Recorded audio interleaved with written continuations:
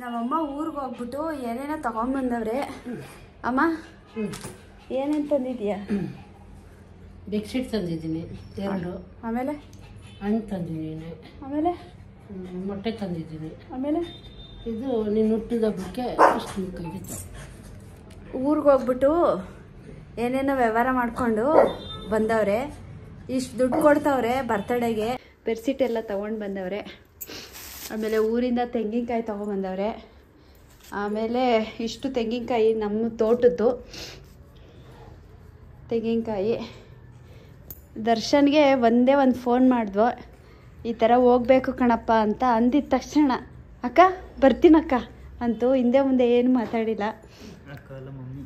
Mummy ಮಗ ನೋಡ್ರಪ್ಪ, ಮಗ ಇದ್ದಾನೆ. ಯಾರು ಇಲ್ಲ ಅಂತೀರಾ ನೋಡಿ, ನಮ್ಮ ಮಗ ಇದ್ದಾನೆ. ಹೇಳಪ್ಪ ಮಗನೇ, ಮಾತಾಡೋ.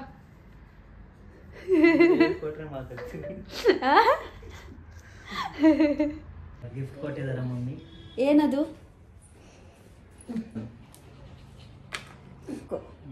Thank you.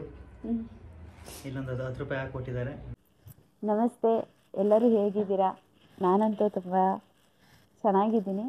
ಆದರೆ ಸ್ವಲ್ಪ ಜ್ವರ, ತಲೆನೋವು, ನೆಗಡಿ, ಶೀತ ಥರ ಆಗಿಬಿಟ್ಟು ಹುಷಾರಿಲ್ಲ 3 ದಿನದಿಂದ. ಸ್ವಲ್ಪ ರೆಸ್ಟ್ ಮಾಡ್ತಾಯಿದ್ದೀನಿ. ಎಲ್ಲರಿಗೂ ರಾಯರು ಒಳ್ಳೇದು ಮಾಡಲಿ. ತುಂಬ ಜನ ಅಕ್ಕ ಹೂವಿನ ಪ್ರಶ್ನೆ ಕೇಳಿ ಅಂತ ತುಂಬ ಜನ ನನಗೆ ಕಮೆಂಟ್ ಮಾಡ್ತಿದ್ದೀರಾ. ಆದರೆ ಯಾರಿಗೂ ಕೂಡ ನಾನು ರಾಯರ ಹತ್ರ ಹೂ ಕೇಳೋಕ್ಕಾಗ್ತಿಲ್ಲ. ರಾಯರು ಯಾರ್ಯಾರಿಗೆ ದೃಷ್ಟಿ ಕೊಡ್ತಾರೋ ಅವ್ರಿಗೆ ಖಂಡಿತ ನಾನು ಕೇಳ್ತಿದ್ದೀನಿ. ಆದರೆ ಏನು ಮಾಡೋದು, ಇತ್ತೀಚೆಗೆ ತುಂಬಾ ಕಮೆಂಟ್ಸ್ ಬರ್ತಿದೆ, ಮತ್ತು ಇನ್ಬಾಕ್ಸಲ್ಲಿ ಮೆಸೇಜ್ ಬರ್ತಿದೆ. ತುಂಬ ಜನ ಅವ್ರ ಕಷ್ಟಗಳನ್ನ ನೋಡ್ತಾ ಇದ್ರೆ ನನಗೆ ಒಂದು ಕಡೆ ಅಯ್ಯೋ ಅನಿಸುತ್ತೆ. ಇವತ್ತು ಯಾಕಪ್ಪ ನಾನು ಲೈವಾಗಿ ಮಾತಾಡ್ತಿದ್ದೀನಿ ಅಂದರೆ, ಮಾರ್ಚ್ ತಿಂಗಳಲ್ಲಿ ಫಾರಿನಿಂದ ಒಬ್ಬರು ನನಗೆ ಕಾಲ್ ಮಾಡಿದ್ರು. ಈ ಥರ ಅಕ್ಕ ನಮಗೆ ಸಮಸ್ಯೆ ಆಗಿದೆ, ತುಂಬ ಕಷ್ಟ ಆಗಿದೆ, ಫಾರಿನ್ಗೆ ನಮಗೆ ಕೆಲಸ ಸಿಕ್ಕಿದೆ ಅಂತ ನಾವು ಫಾರಿನ್ಗೆ ಬಂದ್ವಿ. ಬಂದಿದ್ದ ತಕ್ಷಣ ಕೆಲಸಗಳೋಯ್ತು, ನಮ್ಮ ಹತ್ರ ಇದ್ದಿದ್ದ ಪಾಸ್ಪೋರ್ಟು ಕಳೆದೋಯ್ತು. ಏನು ಮಾಡಬೇಕು ಬಿಡಬೇಕು ಅಂತ ಗೊತ್ತಿಲ್ಲ. ಆ ಟೈಮಲ್ಲಿ ನಾನು ರಾತ್ರಿ ಹತ್ಕೊಂಡು ಮಲ್ಕೊಂಡಾಗ ನಾನು ಸಡನ್ನಾಗಿ ರೀಲ್ಸ್ ನೋಡ್ಬೇಕಾದ್ರೆ ನಿಮ್ಮ ರೀಲ್ಸ್ ಬಂತು. ನಾನು ನಿಮ್ಮನ್ನ ಫಾಲೋನೂ ಮಾಡ್ತಿಲ್ಲ, ಏನೂ ಇಲ್ಲ. ಏನೋ ಗೊತ್ತಿಲ್ಲ, ಸಡನ್ನಾಗಿ ನೀವು ರಾಯರ ಹತ್ರ ಬೇಡ್ತಾ ಇದ್ದಿದ್ದು, ಹೂಪ್ರಸಾದ ಆಗಿದ್ದು, ಮತ್ತು ಪೂಜೆ ಮಾಡ್ತಿದ್ದು, ಈ ಥರ ವೀಡಿಯೋಸ್ಗಳು ಬಂದಾಗ ನಾನು ನೋಡಿ ಎಲ್ಲೋ ಒಂದು ಕಡೆ ಏನಿದು ದೇವ್ರು ಇದ್ದಾರಾ, ನಿಜವಾಗ್ಲೂ ಇದ್ದಾರಾ ಅಂತ ನನ್ನ ಮನಸ್ಸಿಗೆ ನನಗೆಲ್ಲ ಒಂದು ಕಡೆ ಅನಿಸ್ತು. ಆಗ ನಿಮ್ಮ ಜೊತೆ ಮಾತಾಡಲೇಬೇಕಲ್ಲ ಅಂತ ಹೇಳಿ ನಾನು ಇನ್ಸ್ಟಾಗ್ರಾಮು ಇಂದ ಇನ್ಬಾಕ್ಸಲ್ಲಿ ಮೆಸೇಜ್ ಹಾಕ್ತೆ. ಆ ಮೆಸೇಜ್ನ ನೀವು ಓದಿ ನನಗೆ ರಿಟರ್ನು ನೀವು ಮೆಸೇಜ್ ಹಾಕಿದ್ರಿ. ಆಗ ನಾವು ಇನ್ಸ್ಟಾಗ್ರಾಮ್ ಕಾಲ್ ಮುಖಾಂತರ ಮಾತಾಡಿದ್ವಿ. ನಾವು ಮಾತಾಡಿದಾಗ ಅವರು ಪಾಪ ಅವರ ಸಮಸ್ಯೆಗಳನ್ನ ಒಂದಷ್ಟು ಹೇಳ್ಕೊಂಡು ಹತ್ರು. ಆವಾಗ ನಾನು ಧೈರ್ಯ ಕೊಟ್ಟೆ, ಅಳಬೇಡಿ ಅಮ್ಮ, ರಾಯರಿದ್ದಾರೆ, ಖಂಡಿತ ನಿಮ್ಮ ಕೈ ಹಿಡಿತಾರೆ. ನಾನು ರಾಯರ ಹತ್ರ ಹೂವು ಪ್ರಸಾದ ಇಡ್ತೀನಿ ನಿಮಗೋಸ್ಕರ, ಎಲ್ಲ ಒಳ್ಳೆಯದಾಗುತ್ತೆ ಅಂತ ಕೇಳಿದೆ. ಸರಿ ಆಯಿತು ಅಂತ ಪಾಪ ಅವರು ಅವತ್ತು ನಾನು ಮಾತಾಡೋದ ದಿನ ಅವ್ರಿಗೆಲ್ಲೋ ಒಂದು ಕಡೆ ಪಾಸಿಟಿವ್ ಅನ್ನೋದಾಗಿದೆ. ಹಾಗಾಗಿ ಓಕೆ ಅಕ್ಕ ಸರಿ ಅಂತ ಹೇಳಿದ್ರು. ಗುರುವಾರ ನಾನು ಹಿಂಗೆ ಪೂಜೆ ಮಾಡ್ಬೇಕಾದ್ರೆ ಅವರಿಗೋಸ್ಕರ ನಾನು ರಾಯರ ಹತ್ರ ಬೇಡ್ಕೊಂಡೆ. ಆ ವಿಡಿಯೋನ ನಾನು ಆಲ್ರೆಡಿ ಇವಾಗ ಇನ್ಸ್ಟಾಗ್ರಾಮಲ್ಲಿ ಹಾಕಿದ್ದೀನಿ. ಬೇಡ್ಕೊಂಡಾಗ ರಾಯರು ಸ್ವಲ್ಪ ನಿಧಾನ ಆಯಿತು, ಹೂವು ಕೊಟ್ಟರು. ಆವಾಗ ಅವ್ರಿಗೆ ನಾನು ವಿಡಿಯೋ ಕಳಿಸಿ ಹೇಳಿದೆ ಕಾಲ್ ಮಾಡಿ, ನೋಡಿ ಅಮ್ಮ, ರಾಯರು ಹೂವು ಕೊಟ್ಟಿದ್ದಾರೆ, ಖಂಡಿತ ನೀವೇನು ಅಂದ್ಕೊಂಡಿದ್ದೀರಾ ಅದು ನಿಮ್ಮಂತೆ ಆಗುತ್ತೆ, ಎಲ್ಲ ಸರಿ ಹೋಗುತ್ತೆ, ಸ್ವಲ್ಪ ನಿಧಾನ. ಅವರು ಯಾಕೆಂದರೆ ನಿಧಾನವಾಗಿ ಕೊಟ್ಟಿದ್ದಾರೆ ಅಂದರೆ ನಿಧಾನ ಆಗುತ್ತೆ, ಸ್ವಲ್ಪ ಬೇಗ ಕೊಟ್ಟಿದ್ದಾರೆ ಅಂದರೆ ಬೇಗ ಕೆಲಸ ಆಗುತ್ತಮ್ಮ ಅಂದೆ. ಇಲ್ಲ ಅಕ್ಕ, ನೀವು ಹೇಳಿದ್ಮೇಲೆ ಎಲ್ಲ ಒಂದು ಕಡೆ ನಮಗೆ ಪಾಸಿಟಿವ್ ಅನ್ನೋದು ಬಂದಿದೆ, ನಾವು ಚೆನ್ನಾಗಿ ಆಗ್ತೀವಿ, ಮತ್ತು ನಾವೇನು ಕಳ್ಕೊಂಡಿದ್ವಿ ಅದು ನಮ್ಗೆ ವಾಪಸ್ ರಾಯರು ಕೊಡ್ತಾರೆ ಅಂತ ಅವರು ಅವತ್ತು ಹೇಳಿದ್ರು. ಹಾಗೆಯೇ ಅವರು ಇವತ್ತು ಬೆಳಗ್ಗೆಯಿಂದ ಇನ್ಸ್ಟಾಗ್ರಾಮಲ್ಲಿ ಕಾಲ್ ಮಾಡ್ತಿದ್ದಾರೆ, ಮೆಸೇಜ್ ಮಾಡ್ತಿದ್ದಾರೆ. ಬಟ್ ನಾನು ನೋಡಿಲ್ಲ, ಯಾಕೆಂದರೆ ಹುಷಾರಿರಲಿಲ್ಲಲ್ಲ. ಹಾಗಾಗಿ ನಾನು ಸ್ವಲ್ಪ ರೆಸ್ಟ್ ಮಾಡ್ತಾಯಿದ್ದೆ. ಆಗ ಅವರು ಹೀಗೆ ನಾನು ಮೊಬೈಲ್ ಹಿಡ್ಕೊಂಡು ನೋಡ್ಬೇಕಾದ್ರೆ ಅವ್ರದ್ದು ಮೆಸೇಜ್ ಬಂತು.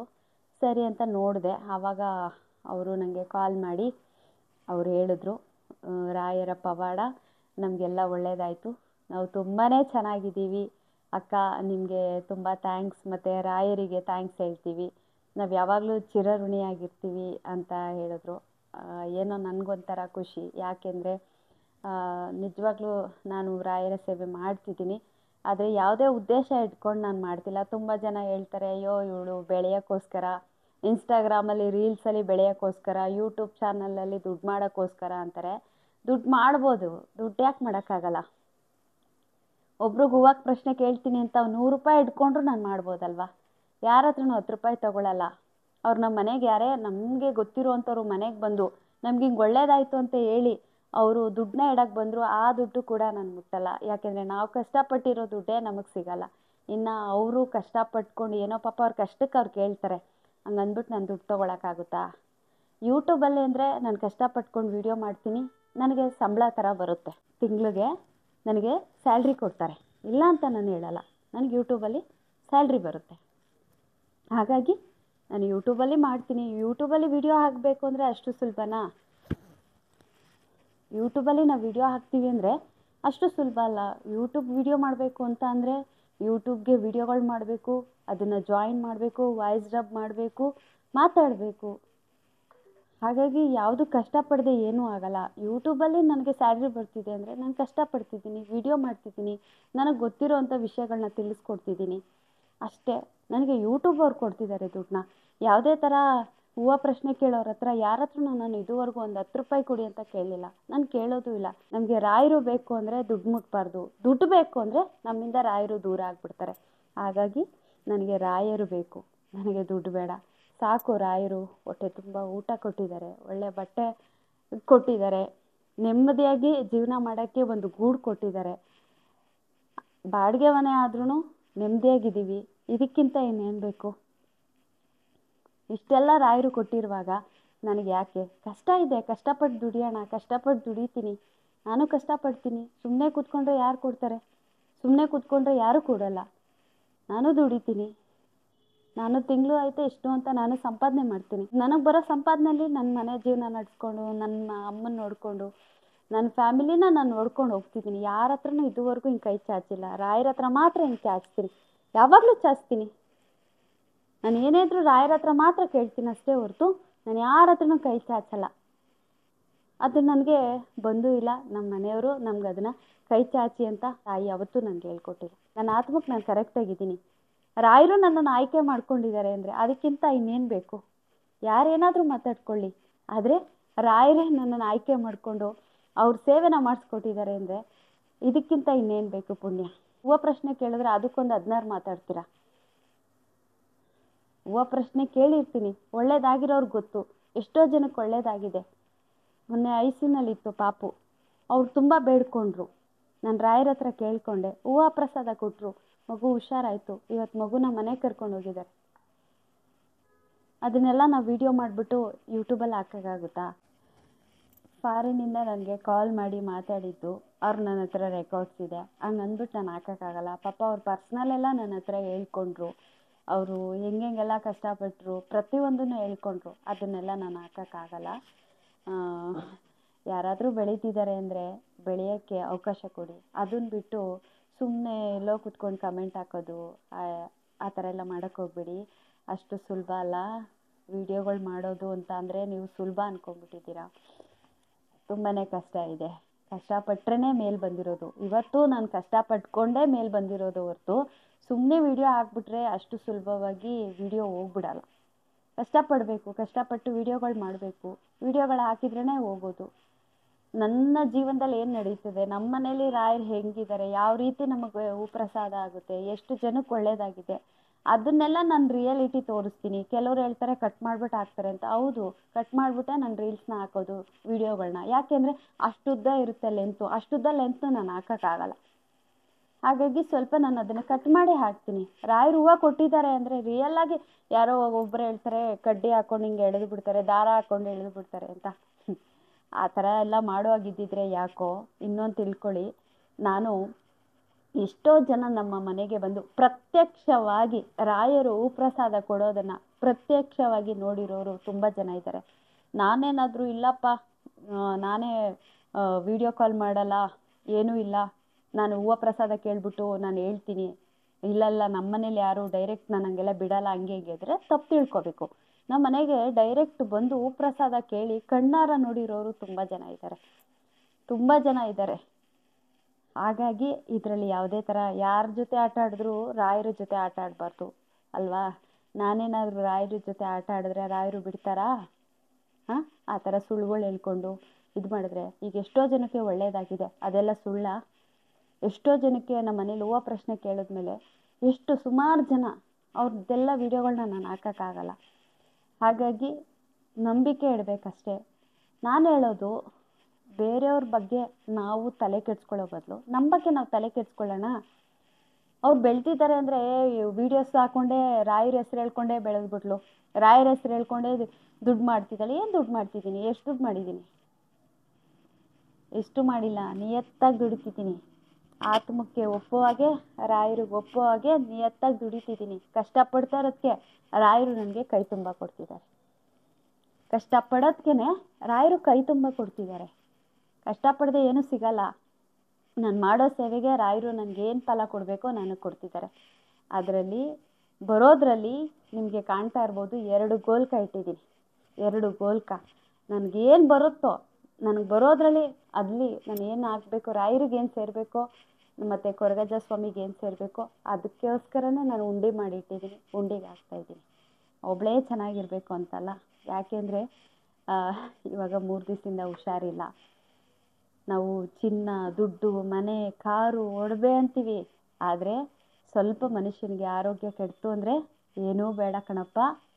ಫಸ್ಟು ನಮ್ಮ ಆರೋಗ್ಯ ಸರಿ ಹೋಗಬೇಕು, ಕಣ್ತುಂಬ ನಿದ್ದೆ ಮಾಡಬೇಕು, ಒಂದಿಷ್ಟು ಊಟ ಮಾಡಿ ಜೀವ ಉಳಿಸ್ಕೋಬೇಕು ಅನ್ನೋ ರೇಂಜ್ಗೆ ನಮಗೆ ಏನಾದರೂ ಒಂಚೂರು ಹುಷಾರು ತಪ್ಪಿದ್ರೆ ಅನಿಸ್ಬಿಡುತ್ತೆ.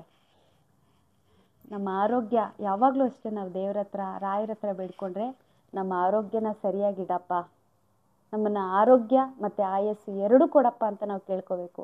ದುಡ್ಡು ಕೊಡಪ್ಪ, ಚಿನ್ನ ಕೊಡಪ್ಪ, ಮನೆ ಕೊಡಪ್ಪ, ಆಸ್ತಿ ಕೊಡಪ್ಪ. ಒಂದು ಸಲ ಮನುಷ್ಯ ಮಲಗ್ದ ಅಂದರೆ ಹುಷಾರು ತಪ್ಪಿ ಹೇಳೋದು ಭಾರಿ ಕಷ್ಟ ಇದೆ. ಹಾಗಾಗಿ ಯಾವುದಕ್ಕೂ ಆಸೆ ಪಡಬಾರ್ದು, ಯಾವುದಕ್ಕೂ ನಾವು ಆಸೆ ಪಡಬಾರ್ದು. ಆರಾಮಾಗಿ ಎಲ್ಲ ನಿಮ್ಮದೇ ಅಂದ್ಕೊಂಡು ಇರುವಷ್ಟರಲ್ಲಿ ನಾವು ಇವಾಗ ಹೆಂಗಿದ್ದೀವಿ ಇದರಲ್ಲೇ ನಾವು ಖುಷಿ ಪಡ್ಕೊಂಡು ಹೋದರೆ ನಮ್ಮಂಥ ಅದೃಷ್ಟಶಾಲಿಗಳು ಇನ್ಯಾರೂ ಇಲ್ಲ. ಅದು ಆರೋಗ್ಯವಾಗಿ ಯಾರು ಇರ್ತಾರೋ ಅವರಂತೂ ತುಂಬ ಅದೃಷ್ಟವಂತರು. ಯಾವುದಕ್ಕೂ ಜಾಸ್ತಿ ಆಸೆ ಪಡಬಾರ್ದು. ತುಂಬ ಜನ ಅಂದರೆ ಕೆಲವ್ರು ಮಾತ್ರ ನನ್ನ ಬಗ್ಗೆ ತುಂಬಾ ಮಾತಾಡ್ತಾರೆ, ತುಂಬಾ ಅಪಪ್ರಚಾರಗಳನ್ನ ಮಾಡ್ತಾರೆ. ಆದರೆ ತಲೆ ಕೆಡಿಸ್ಕೊಳ್ಳಲ್ಲ. I don't care. ಯಾಕೆ ಹೇಳಿ? ಇದು ನನ್ನ ಜೀವನ. ಹುಷಾರು ತಪ್ಪದೆ, ನನಗೆ ಹುಷಾರಿಲ್ಲ, ನನಗೆ ನೋವು ನಾನು ತಿಂತಾಯಿದ್ದೀನಿ, ಯಾರೂ ಬಂದು ತಿಂತಾಯಿಲ್ಲ. ನನಗೆ ಕಷ್ಟ ಅಂದರೆ ನಾನೇ ನೋಡ್ತೀನಿ, ನಮ್ಮ ಮನೆಯವ್ರಿಗೆ ಸಮಸ್ಯೆ ಅಂದರೆ ನಾನೇ ನೋಡ್ತೀನಿ. ಯಾಕೆಂದರೆ ಒಂದು ಪಿಲ್ಲರಾಗಿ ನಿಂತಿರೋಳು ನಾನು ಈ ಮನೆಗೆ. ಈ ಪಿಲ್ಲರು ಒಂಚೂರು ಹುಟ್ಟೋಯ್ತು ಅಂದರೆ ನನ್ನ ಕುಟುಂಬನೇ ಕೆಳಗಡೆ ಬಿದ್ದೋಗ್ಬಿಡುತ್ತೆ. ಹಾಗಾಗಿ ನಾನು ಯಾವ ವಿಷಯಕ್ಕೂ ಯಾರ ಬಗ್ಗೆನೂ ನಾನು ತಲೆ ಕೆಡಿಸ್ಕೊಳ್ಳಲ್ಲ. ನನ್ನ ಬಗ್ಗೆ ನಾನು ತುಂಬ ತಲೆ ಕೆಡಿಸ್ಕೊತೀನಿ. ಈ ನಡುವೆ ಅಂತೂ ನಾನು ತುಂಬಾ ಚೇಂಜಸ್ ಆಗಿದ್ದೀನಿ. ಅವತ್ತು ಹೇಳಿದೆ, ಇವತ್ತು ಹೇಳ್ತೀನಿ. ನಾನು ರಾಯರ ಸೇವೆ ಯಾವಾಗ ಮಾಡಿದೆ ಅವತ್ತಿಂದ ಇವತ್ತುವರೆಗೂ ತುಂಬಾ ಚೇಂಜಸ್ ಆಗಿದ್ದೀನಿ. ಲೈಫಲ್ಲಿ ಒಂದು ಅಚೀವ್ಮೆಂಟ್ ಅನ್ನೋದು ನಾವು ಇಟ್ಕೋಬೇಕು. ಬರೀ ದ್ವೇಷ, ಅಸೂಯೆ, ಅವ್ರಂಗೆ ಇವ್ರಂಗೆ ನಾನು ಇಟ್ಕೊಂಡೆಲ್ಲ ರಾಯರ ಮುಂದೆ ಮಾತಾಡ್ತಿದ್ದೀನಿ. ನಾನು ಅದು ಇಲ್ಲವೇ ಇಲ್ಲ. ನನಗೇನೇ ಇದ್ರೂ ನನ್ನ ಅಚೀವ್ಮೆಂಟು. ನಾನು ಏನೋ ಒಂದು ಸಾಧನೆ ಮಾಡಬೇಕು ಅಂತ ಹೋಗ್ತೀನಿ, ಮಾಡೇ ಮಾಡ್ತೀನಿ, ಬಿಡಲ್ಲ, ಮಾಡೇ ಮಾಡ್ತೀನಿ. ಪ್ರಾಣ ಇರಬೇಕಷ್ಟೆ. ಈ ಜೀವ ಇತ್ತು, ತೋಳಲ್ಲಿ ಬಲ ಇತ್ತು ಅಂದರೆ ಖಂಡಿತ ನಾನು ಮಾಡೇ ಮಾಡ್ತೀನಿ. ನಾನು ಒಂದು ಅಚೀವ್ಮೆಂಟ್ಗೋಸ್ಕರ ನಾನು ವೆಯ್ಟ್ ಮಾಡ್ತಿದ್ದೀನಿ, ಕಷ್ಟಪಡ್ತಿದ್ದೀನಿ, ಆ ದಿನಕ್ಕೋಸ್ಕರ ಕಾಯ್ತಿದ್ದೀನಿ. ಅದು ಬಿಟ್ಟು ಅದು ದ್ವೇಷ ಮಾಡಿಕೊಂಡು, ಅವ್ರ ಬಗ್ಗೆ ಯೋಚನೆ ಮಾಡಿಕೊಂಡು, ಅವ್ರದ್ದೇ ತಲೆಗೆ ಹಾಕ್ಕೊಂಡು ಬೇರೆಯವ್ರ ಬಗ್ಗೆ ನಮ್ಮ ತಲೆ ಕೆಟ್ಟೋಗುತ್ತೆ, ನಾವು ಹುಚ್ಚರಾಗ್ಬಿಡ್ತೀವಿ. ನಮ್ಮ ಬಗ್ಗೆ ನಾವು ತಲೆ ಕೆಡಿಸ್ಕೊಂಡು ಏನೋ ಒಂದು ಸಾಧನೆ ಕಡೆ ನಾವು ಗಮನ ಇಟ್ವಿ ಅಂದರೆ ಖಂಡಿತ. ಯಾಕೆಂದರೆ 3 ದಿನದ ಬಾಳಿಲ್ಲಿ, 3 ದಿನ ಅಂದರೆ ನಾವು ಎಷ್ಟೇ ಸಂಪಾದನೆ ಮಾಡಲಿ, ಎಷ್ಟೇ ದಿನ ಇರಲಿ, ಒಂದಿನ ನಾವೆಲ್ಲರೂ ಹೋಗೋದೆ. ಇದರಲ್ಲಿ ಯಾವುದೂ ಏನಿಲ್ಲ, ಎಲ್ಲ ಝೀರೋ ಅಷ್ಟೇ. ಬರುವಾಗೂ ಝೀರೋ, ಹೋಗ್ಬೇಕಾದ್ರೂ ಝೀರೋ. ಅಂಥದ್ರಲ್ಲಿ ನಾವ್ಯಾಕೆ ಯಾರೋ ಏನೋ ನಮ್ಮ ಜೊತೇಲಿ ಹುಟ್ಟೋರಲ್ಲ, ಏನಿಲ್ಲ, ಬೇರೆಯವ್ರ ಬಗ್ಗೆ ನಾವ್ಯಾಕೆ ಇದು ಮಾಡ್ಕೋಬೇಕು, ತಲೆ ಕೆಡಿಸ್ಕೋಬೇಕು? ಅವ್ರ ಮೇಲೆ ಯಾಕೆ ನಾವು ದ್ವೇಷ ಸಾಧಿಸ್ಬೇಕು? ಯಾರ ಬಗ್ಗೆನೂ ನಾನು ತಲೆ ಕೆಡಿಸ್ಕೊಳ್ಳಲ್ಲ. ನಾನು ಹಿಂದೆ ಇದ್ದ ಸೌಮ್ಯ ಅಂತೂ ಅಲ್ಲವೇ ಅಲ್ಲ. ಈಗ ತುಂಬಾ ಚೇಂಜ್ ಆಗಿದ್ದೀನಿ. ಯಾಕೆಂದರೆ ಗುರುಗಳನ್ನ ಯಾರು ಪೂಜೆ ಮಾಡ್ತಾರೋ, ರಾಯರನ್ನ ಯಾರು ಪೂಜೆ ಮಾಡ್ತಾರೋ, ಕೆಲವೊಬ್ಬರಲ್ಲಿ ಬದಲಾವಣೆಗಳನ್ನ ರಾಯರು ತರ್ತಾರೆ. ಹಾಗೆ ನನ್ನ ಜೀವನದಲ್ಲಿ ನನ್ನನ್ನು ತುಂಬಾ ರಾಯರು ಚೇಂಜ್ ಮಾಡಿದ್ದಾರೆ. ನಾನು ಇವಾಗ ಒಂಥರ ಬ್ಯುಸಿ ವರ್ಕರ್ ಆಗಿಬಿಟ್ಟಿದ್ದೀನಿ. ತುಂಬ ನಾನು ಹೇಳಿದ್ನಲ್ಲ, ಒಂದು ಅಚೀವ್ಮೆಂಟ್ ಮಾಡಬೇಕು ಅಂದರೆ ನಾವು ಲೈಫಲ್ಲಿ ಯಾವುದ್ರ ಬಗ್ಗೆನೂ ತಲೆ ಕೆಡಿಸ್ಕೊಳ್ದಂತೆ ನಮ್ಮ ಕೆಲಸದ ಕಡೆ ನಾವು ಗಮನ ಕೊಟ್ಟರೆ ಖಂಡಿತ ನಾವು ಮೇಲೆ ಬಂದೇ ಬರ್ತೀವಿ. ತುಂಬ ಹೊತ್ತು ಮಾತಾಡಿದೆ. ಎಲ್ರಿಗೂ ಒಳ್ಳೆಯದಾಗಲಿ, ರಾಯರು ಒಳ್ಳೇದು ಮಾಡಲಿ. ನೀವು ಮನೇಲಿ ಕೂತ್ಕೊಳ್ಳಿ, ನೀವು ಟೈಮ್ ಕೊಟ್ಟು ರಾಯರ ಮುಂದೆ ಕೂತ್ಕೊಂಡು ನಿಮ್ಮ ಕಷ್ಟನೆಲ್ಲ ಹೇಳ್ಕೊಳ್ಳಿ. ಹೂವು ಇಡಿ. ಒಂದಿನ ಕೊಟ್ಟಿಲ್ವಾ? ಒಂದು ಗುರುವಾರ ಕೊಡಲ್ವಾ? 2ನೇ ಗುರುವಾರ ಕೊಡಲ್ವಾ? 3ನೇ ಗುರುವಾರ ಕೊಡಲ್ವಾ? ಕೊಟ್ಟೇ ಕೊಡ್ತಾರೆ. ಕೊಡೋ ತನಕ ಬಿಡಬಾರ್ದು ನಾವು. ಕೊಡ್ತಾರೆ, ದೃಷ್ಟಿ ಬೀಳುತ್ತೆ. ಯಾವಾಗ ನಾವು ಕೂತ್ಕೋತೀವೋ ಆವಾಗ ಖಂಡಿತ ನಮ್ಮ ದೃಷ್ಟಿ ರಾಯರಿಗೆ ಬೀಳುತ್ತೆ. ನಮಗೆ ಯಾವುದೋ ಅರ್ಜೆಂಟ್ ನಮ್ಗೆ ಕೂತ್ಕೊಳ್ಳೋ ಪೇಷನ್ಸ್ ಇಲ್ಲ ಅಂದಾಗಲೇ ಬೇರೆಯವ್ರನ್ನ ನಾವು ಇದು ಮಾಡೋದು. ಯಾರ ಮೇಲೂ ನಾವು ಡಿಪೆಂಡ್ ಆಗಬಾರ್ದು. ನೀವು ನಿಮ್ಮ ಮನೆಯಲ್ಲಿ ಕೂತ್ಕೊಂಡು ರಾಯರ ಮುಂದೆ ನಿಮ್ಮ ಕಷ್ಟನ ಹೇಳ್ಕೊಂಡು ಕೂತ್ಕೊಳ್ಳಿ. ಒಂದಲ್ಲ ಒಂದು ದಿನ ರಾಯರ ದೃಷ್ಟಿ ನಿಮ್ಮ ಮೇಲೆ ಬಿದ್ದೇ ಬೀಳುತ್ತೆ. ಅಂದರೆ ರಾಯರು ಆಲ್ರೆಡಿ ನಿಮ್ಮನ್ನು ನೋಡ್ತಿದ್ದಾರೆ, ಅಂದರೆ ನಿಮಗೆ ಗೊತ್ತಾಗ್ತಿಲ್ಲ ಅಷ್ಟೇ. ರಾಯರನ್ನ ಯಾರೆಲ್ಲ ಮನೇಲಿಟ್ಟು ಪೂಜೆ ಮಾಡ್ತಾರೋ ಖಂಡಿತ ಅವ್ರಿಗೆಲ್ಲ ರಾಯರ ಅನುಗ್ರಹ ಆಗಿರುತ್ತೆ. ಯಾರೆಲ್ಲ ನನಗೆ ಸಪೋರ್ಟ್ ಮಾಡ್ತಿದ್ದೀರಾ, ಇವತ್ತು ಈ ಮಟ್ಟಕ್ಕೆ ತಂದು ಇಟ್ಟಿದ್ದೀರಾ, ನಿಮ್ಮೆಲ್ಲರಿಗೂ ಥ್ಯಾಂಕ್ ಯು ಸೋ ಮಚ್. ಎಲ್ರಿಗೂ ಒಳ್ಳೆಯದಾಗಲಿ. ನಮಸ್ತೆ.